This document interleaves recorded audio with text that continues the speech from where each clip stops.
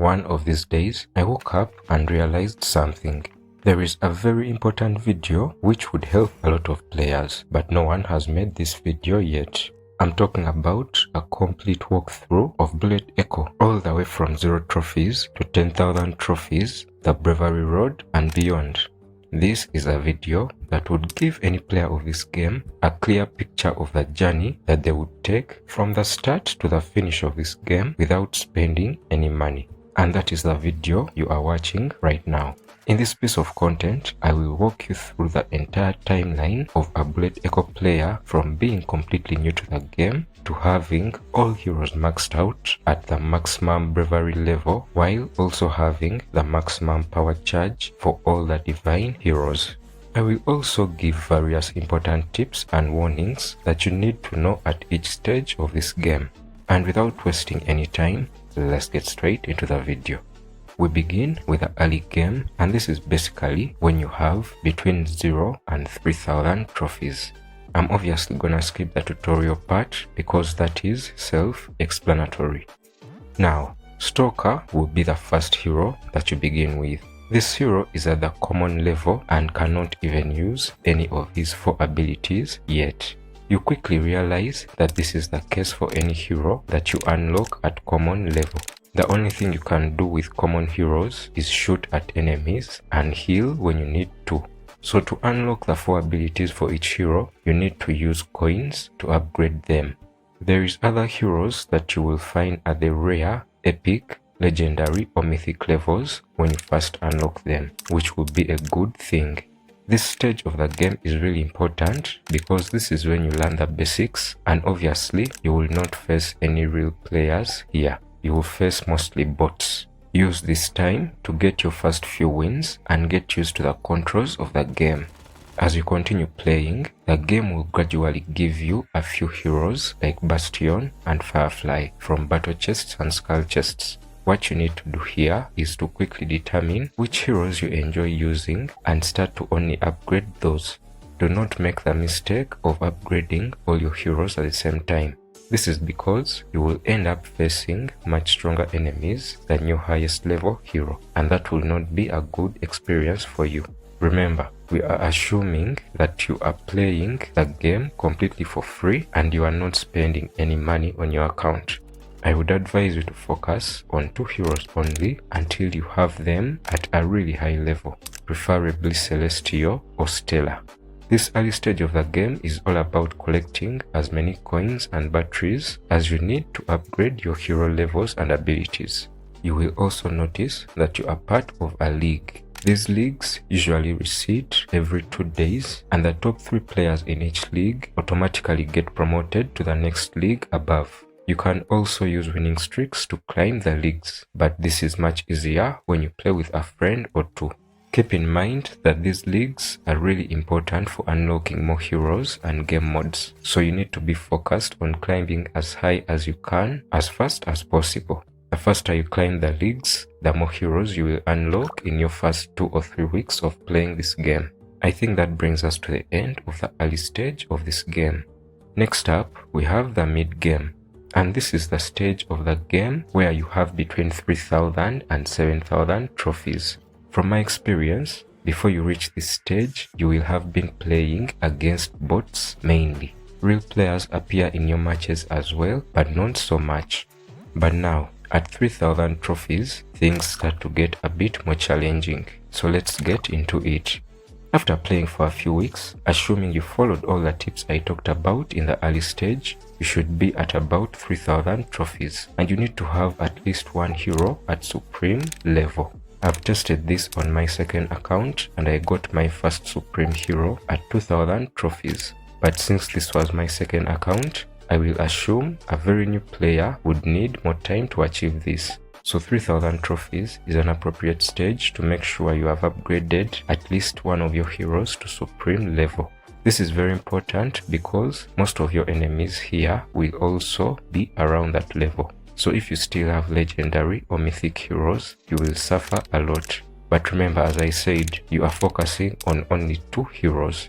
If you play sabotage mode a lot, you might want to add a third hero to this because sabotage can have up to 3 rounds and you are required to use a different hero for each round.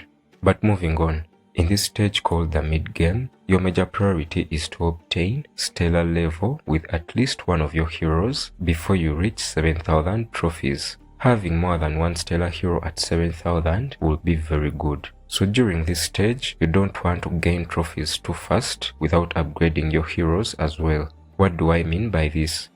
Try to play the game during times when you can unlock chests and resources, and this implies that you should not play so much when there are no battle chests and skull chests available, or you should not play if the contracts have ended. Speaking of contracts, this is one of the most important things in the game at this stage because it will give you all the resources and currencies you need to upgrade your heroes, their abilities and their gear as well. So you really need to make these contracts your first priority whenever you play this game. The most important resource that you are targeting here should be the red Joker cards. Why? This is because these cards can be applied to any hero of your choice.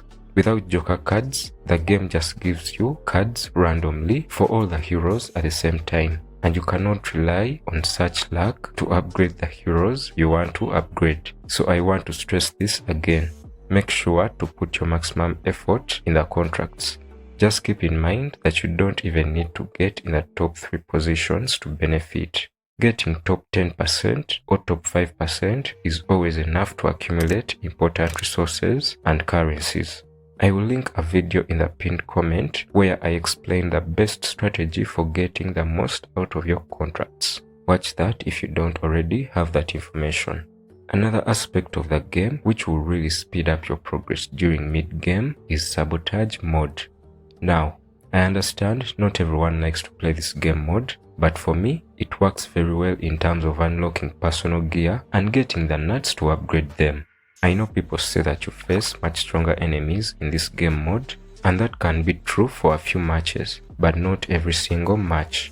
I have tested this and I am very sure of what I'm saying. Most matches in this sabotage game mode will either be against bots, and those are not so hard to defeat, or you will simply face players close to your level. Facing much stronger enemies does not happen in every single match, and anyone who tells you this is obviously lying.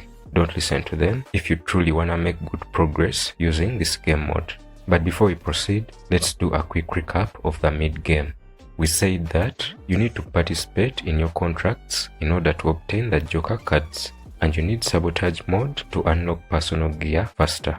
Note that the contracts and sabotage also give you squad gear, which is also important for your heroes. This squad gear definitely make a big difference at higher levels, so you need to unlock them early so that you can start upgrading them. Continuing with the mid-game, remember we agreed that you need to have at least a supreme hero by the time you even reach 3,000 trophies. Between 3,000 and 7,000, the aim is to move from Supreme Hero, being your highest level hero, to Stellar level. And to get there, you have to go through the Ultimate and Celestial tiers. Going through the Ultimate and Celestial levels is difficult simply because hundreds of hero cards are needed. But I have already given you a solution to this problem, and that is the Joker cards from the contracts. The most important contract for getting Joker cards at the moment is the 21-hour contract.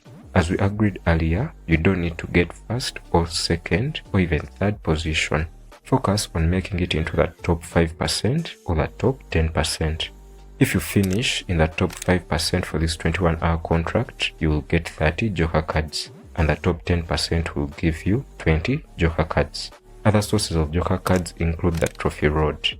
As you progress through the rewards on this Trophy Road, some of the milestones will give you a bunch of Joker cards. Please, apply these Joker cards to your highest level hero. During this stage of the game, you also start to qualify for some decent clans, so you are free to join a syndicate if you wish. I think that is all you need to progress through the mid-game. And now, at 7,000 trophies is where it starts to get really difficult. So much difficult that many players have been known to quit at this stage or start new accounts altogether. Let me explain why this stage is one of the most challenging. When you reach 7,000 trophies, it doesn't matter what level your heroes are. You are going to face any player that also lies between 7,000 and 10,000, even those with divine heroes. You will also face players with more than 10,000 trophies who are not using their divine heroes. So basically, if you upgraded your heroes in a very careless manner, you might end up having supreme or ultimate heroes at this stage, and facing stellar, immortal, or divine enemies will be very challenging for you, my friend. On the contrary, if you follow everything I said in this video, 7,000 trophies will find you having at least one stellar hero, and this will be a less challenging situation. So let's talk about how to survive this stage. I will be very brief because I already made a detailed video explanation on how to survive between 7,000 trophies and 10,000 trophies. I will link this video in the pinned comment for you to go and obtain that knowledge. So at this stage, teamwork becomes really important. The enemies in this trophy range are extremely strong, and many of them are part of syndicates. If you try to play alone, you need to be a really good player. Otherwise, it gets really tough and lonely. I can promise you this. This is a stage whereby you qualify to join a lot of clans, so go to the official Bullet Echo community on Discord and you will find a channel in there where you can join any clan of your choice. Obviously, each clan will have a different set of requirements which you must meet every week to avoid getting kicked out. I will leave a link to the official Bullet Echo community on Discord in the pinned comment as well.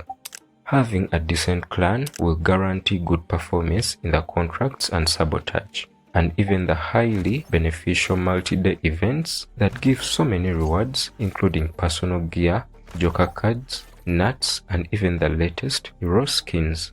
This stage of the game is where you will be able to max out your heroes and cross 10,000 trophies. Depending on how you do things, you will be able to get your first divine hero. For most players, this will happen long after you reach 10,000 trophies, so don't worry if you reach 10,000 with stellar or immortal heroes. That is perfectly normal. But if you reach 10,000 trophies with supreme or ultimate heroes, then you did not do things the right way, and you're gonna struggle to survive on the battlefield, my dear friend. I think that wraps up the journey from 0 to 10,000 trophies. The next stage we look at here is the Bravery Road. To qualify for this next stage of the game, you need to have at least one divine level hero, and you must have reached 10,000 trophies. All your other heroes that are not yet at divine level will continue to participate in normal matchmaking for 7,000 trophies and above. But the moment you upgrade a hero to divine level and cross 10,000 trophies, that hero will immediately be able to participate in bravery matches. That's a quick summary of the requirements for participating in the Bravery Road.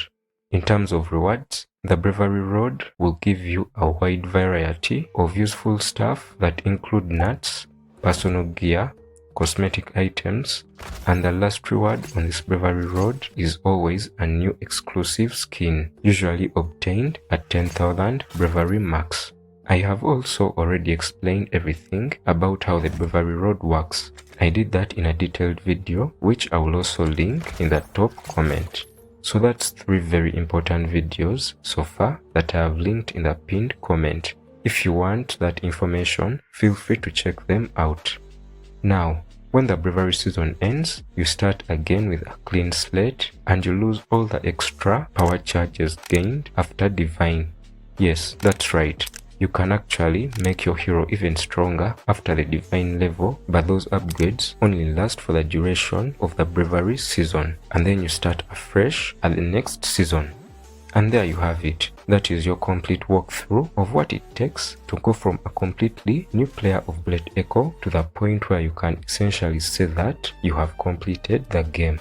I remind you that for those who want to have a clear picture of everything I've discussed in this video, make sure to check out the videos linked in the top comment. I couldn't explain all those things again in this video because it would become an hour long and no one is gonna sit down for that long. Let's be honest. If you have any further questions, leave them below in the comment section and I will respond to you. Subscribe for more content like this, and if you found even a tiny shred of value in this video, here is a few other videos you might like.